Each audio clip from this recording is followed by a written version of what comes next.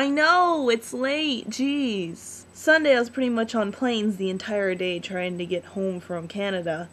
So yesterday I pretty much slept the entire day and then I had to go to work and then I went to a concert.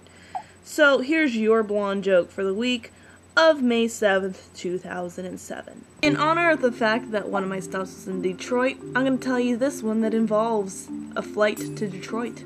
So there's a blonde on a plane and she's heading to Detroit and she's sitting in the economy section and she notices there's one seat left in first class, so she moves to it.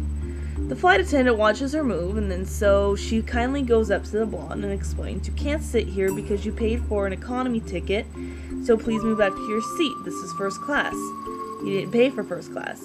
The blonde makes herself at home and says, "Well, you know what? I am blonde, I'm beautiful, I'm going to Detroit, and I'm going to stay right here." The flight attendant tries to get her to move, and she won't move for a very long time. So finally, she gives up and goes into the cockpit. She tells the co-pilot and the pilot that there's this crazy lady who moved to a first-class section seat and won't move. Co-pilot says, "Alright, let me talk to her." So he goes to talk to her, and he says, "Ma'am, you can't sit here. This is first class." Again, she says, "I'm blonde, I'm beautiful, I'm going to Detroit, and I'm going to stay right here." Co-pilot tries to deal with her, and she's not going to be dealt with. So he goes back into the cockpit.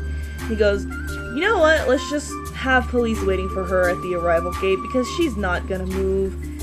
And the pilot then turns to them and says, "Is this lady blonde?" And they both nod their head.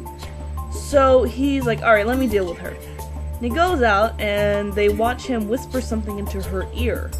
And all of a sudden she gets this horrid look on her face and she goes, "Oh my gosh, I'm so sorry." And she moves back to her seat. He goes back to the cockpit and the flight attendant and the co-pilot are like, "Wow, how'd you get her to move with no fuss?"